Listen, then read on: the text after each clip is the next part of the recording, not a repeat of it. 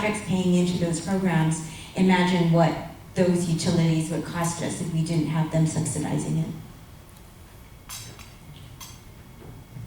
Okay, we have a couple questions from the audience. If Guam were to be independent, would you leave, or would you, in Phil Flores' words, self-determine with your feet, as in? If Guam was independent, would we leave? Would I leave? Of course not. But I can't say the same for my children or grandchildren. Does anyone else have a response for that question? Well, I guess at the other end of the spectrum, if Guam became independent, I wouldn't leave either.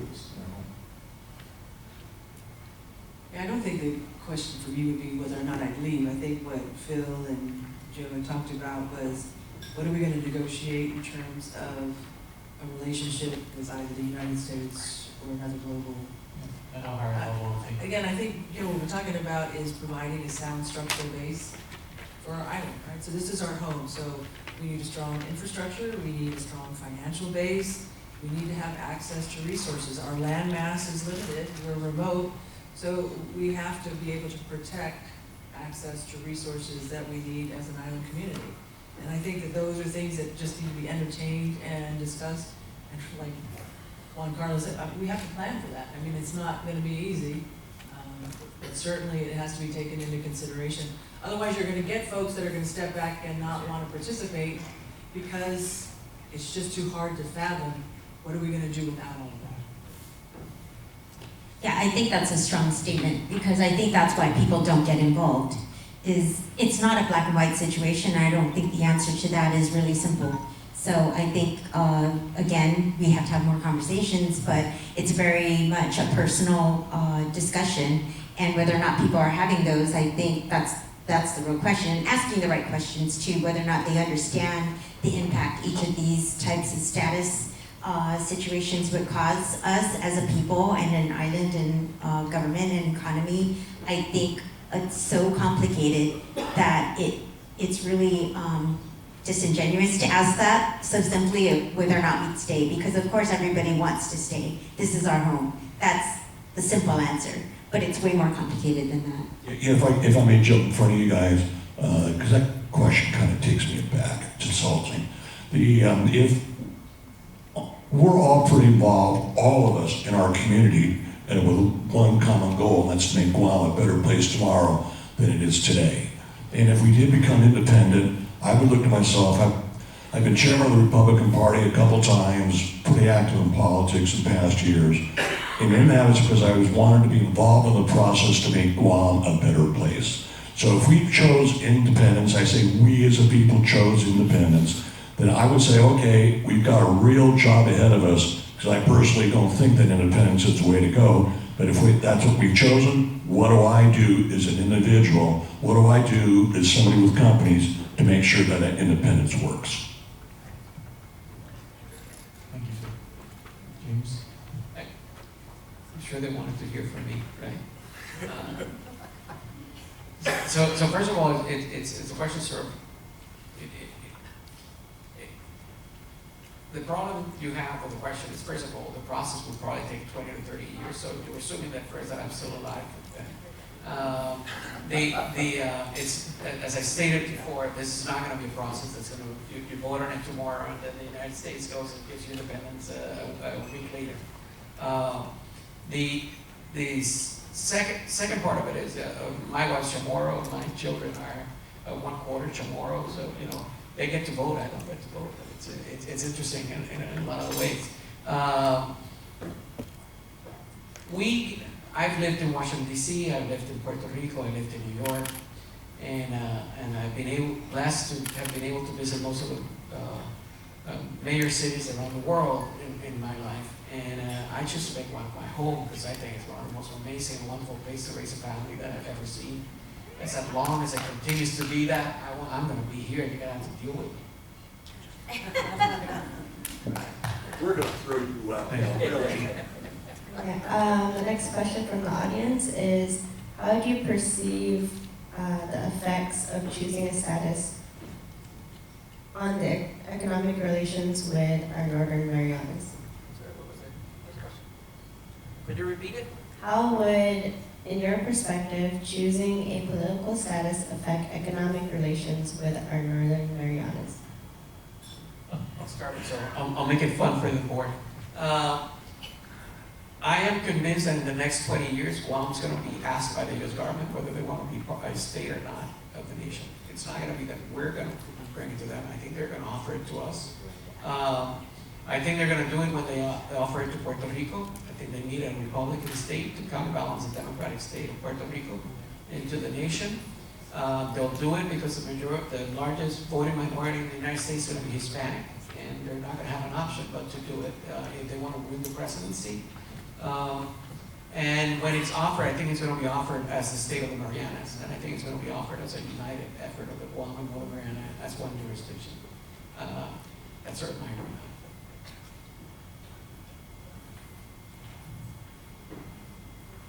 Does anyone have? He brings up a good point because that's where I'm surprised whenever we talk about the region, the Marianas Islands, or even the whole region. Too many times, we talk about like the cruise line industry. It's one of the reasons why it hasn't worked in the last 10 years they've been talking about it, because too many of the island nations are so separate and they're not combined. And it's too difficult to get all of the documentation together to approve it, so that, because we're US, we have US passports, and then the other island nations, they have different types of visa requirements. And so we're not consistent in how we are seen as a region. And so it's one of the things that we are challenged with. But could that change, whether it's status quo or we move to statehood? It could improve our status if we actually acted together as truly Marianas. And so I think that's a very interesting play where we could actually have a lot more power and a lot greater voice, a bigger voice in the region. But of course, Guam being the larger island and with the bigger economy and having and the largest population, I would think that we'd have to look at what are the challenges that even fall within that, because I think that's going to be a microcosm of the other challenges yet to come, is how do you get really everybody to act together. In years past, in the last, I believe, 10 years or more, we've had different governors' summits, executive summits within the different governors, and there have been things that they've wanted to work on together, and I've seen the other islands actually do that better than us, especially in protecting their lands, their tertiary lands, and their waters. And so Guam, again, sometimes we end up being our own, not worst enemy, but our own personal challenge and barrier to wanting greater things for the region. Is sometimes the islands are a lot more progressive than us in certain things, and maybe because they're more free to do things. But the fact is, I think that's a really good perspective, and I think that we just, as Marianas, have to start acting together much better, because we are losing opportunities. We've been asked in the past if we want to promote Guam and Saipan together as far as a tourism base and do an island hopper, similar to how Hawaii has done things like with Hawaii and the other islands. But we can't even get regular airlines flying to Saipan and Rota. So, there are a lot of challenges in how we can act together and be a better region. And so I think that, again, we have to address all of those issues. Our next question is, what problems do you see in your respective industries which could be alleviated with a change in a political status? Can you repeat the question? What problems do you see in your respective industries can be alleviated with a change in our political status? Is there a problem that would change if we change status, or would it be eliminated? Are you asking what problems exist now that could possibly be eliminated? Alleviated? So, what issues or problems or obstacles that you face in your respective industries that can be alleviated, or it can be... I can only think of one off the top of my head, but Joe could probably think of 20 for banking.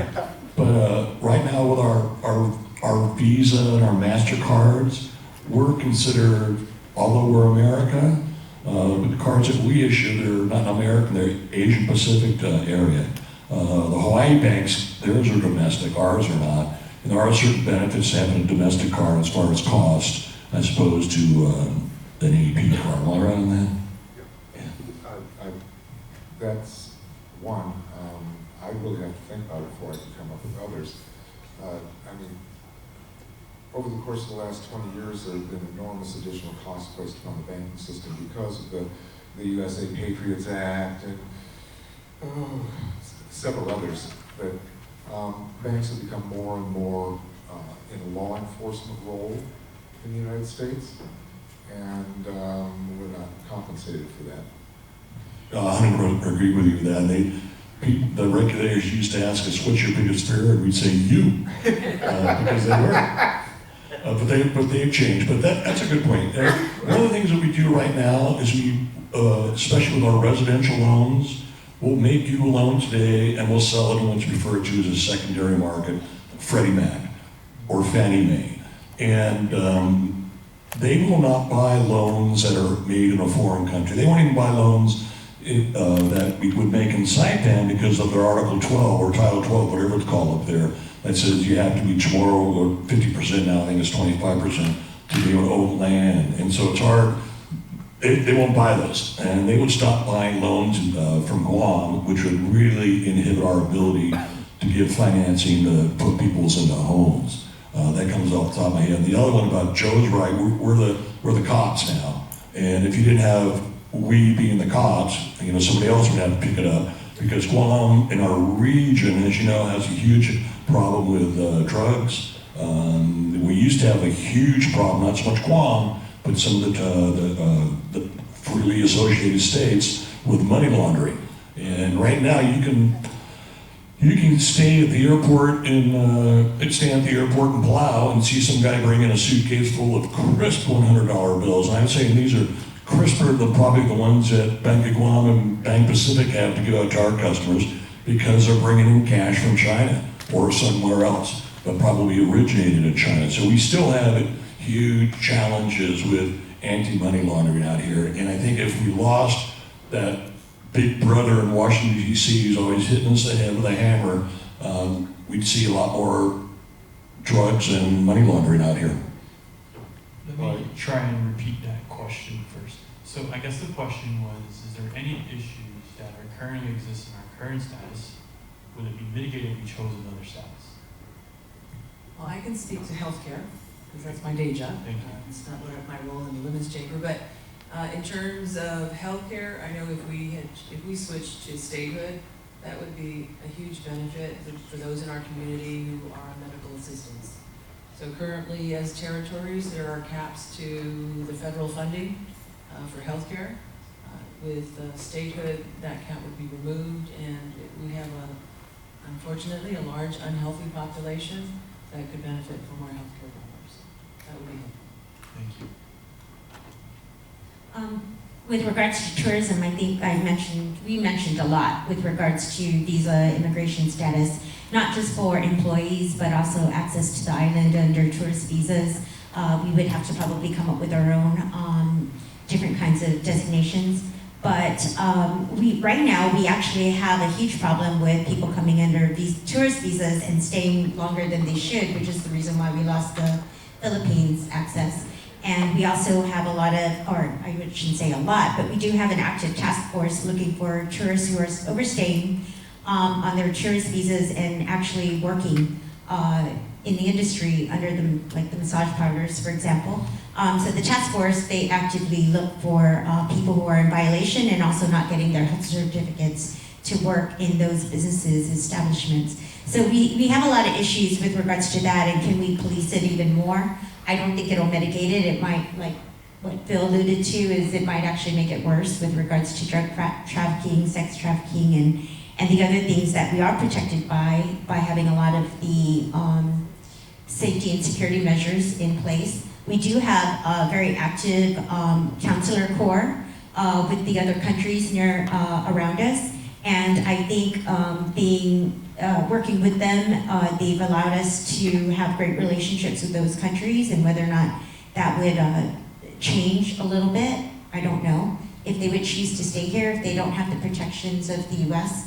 But also, I already mentioned like the cruise line industry, but also just tourism in general, whether or not they would still consider Guam a safe destination if we're not protected by the U.S. Is it too close to other foreign countries that have those issues like drug trafficking, gambling, things like that? So it might raise a security threat to a lot of the embassies or the consular corps, whether or not Guam is a safe destination. I'm sure that we would be able to convince them of it, especially with our long history being a really good island for our tourists. So a lot of that I think needs to be questioned, but going back to even with health insurance, our ability to get insurance in general, that's a huge thing. I worked in the healthcare industry for 12 years, and whether or not you can get different types of insurance policies, and be given those types of funding and backing. A lot of it is because we are protected with certain things like, with banking rules and FDIC, and we have a lot of different insurance companies who are captive here. And so a lot of those things would come into play. But addressing any issues that it would alleviate the problems, it might exacerbate it more than alleviate and help it. Just because, again, the uncertainty and the instability that it might bring in the future. Now, if it goes to statehood, we would be eligible for other things that Guam is not eligible for, like removing the caps and getting more funding, and actually having more programs, especially in the healthcare arena and in the insurance arena. I think we would have more options. And also, it probably would help us with how many people consider us international. Not just from the U.S. Postage Service, but long distance calls, our credit card terminals with the charges, Disney Plus, would it be allowed on Guam? Hulu, you'll be able to get all of the programming. No, but seriously, even our airports. Our airports are controlled because it is under a land use grant, right? So we have limited type of things that were allowed with how many U.S. carriers can fly through Guam, which is why we're so expensive as an island. All the charges that we have at the airport and how many international carriers we're allowed to have. Right now, I know that even United had a bid in for the Osaka, I'm sorry, not Osaka, the Haneda, thank you, Haneda route, which Haneda traditionally is considered a domestic route, so they wouldn't have that international surcharge. So if United got that, that's a huge feather in their cap because they are an American carrier, U.S. carrier. So things like that, and I know I learned something from Cam the other day about the Jones Act, where we now have Congress was able to allow us to bring in from other countries, not just from U.S. flag carriers. So again, if we go status quo or statehood, we would have maybe more allowances, but there are things that we have been limited by, but we've been able to get around as long as our Congressperson is able to negotiate that and get it in, whether it's through the National Defense Authorization Act or any other bill that goes through Congress. But I think regardless, in the end, we always have opportunities that we can place in front of people who make those decisions, and regardless of our status, we should be able to still move forward and be successful as long as we continue to work hard at it and work together. And we could have cockfighting.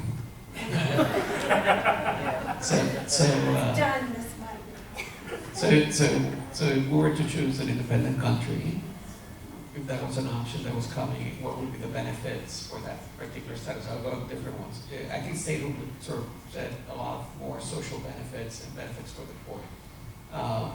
If we look at independence, well, obviously you could smoke marijuana recreationally. The local legislature approved it. There would be no oversight from anybody else. And you could import it from other countries instead of having to just grow it locally.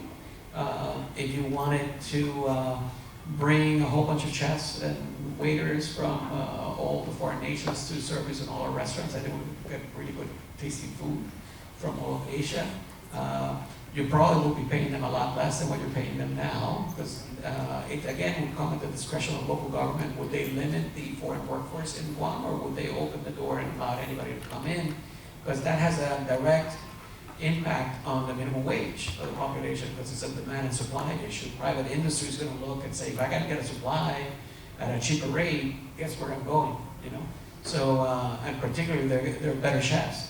So it is a question of most of the things that you want would be determined by the local legislature and the local governor. In this case, the local president at that time. So you have a lot of flexibility. The problem is you got to live between the economic means of what you're bringing in. And that's going to be very limiting. Right now, the major employer in Guam is the government. And no way that I see it, I cannot cut it without cutting government and government salaries. The other area that we look, there is free association. For me, that's the same as we're talking about towards independence. Is just in agreement with the United States how to see it. Status quo is status quo. I don't think there's any change to where we are now. Thank you, panelists. This will be our last question from the audience. How could we get the youth to actively participate in the self-determination and decolonization process?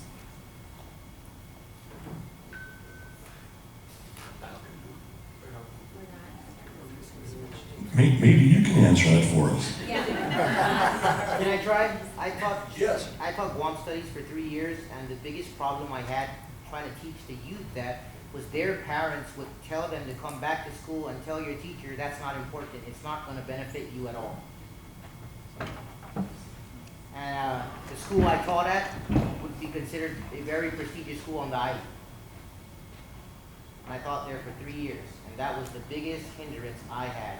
Wasn't the youth, but their parents. So how do we incorporate that if it's the next generation? I mean, education is by far the most important, right? So if it's not in the education, you can go get all the history books, and it's not in the education, how are the next generation going to obtain the knowledge that we all possess at this moment? I think one of the things that we've done here today is we have continued an educational process that is crucial. And frankly, I don't think there's anywhere near enough of it. What we have to do is convince those parents that their children do need to know about these things, that these are important to them, and take it from there. But I think that the public education process is needs to be bigger, better, stronger, faster, and smarter.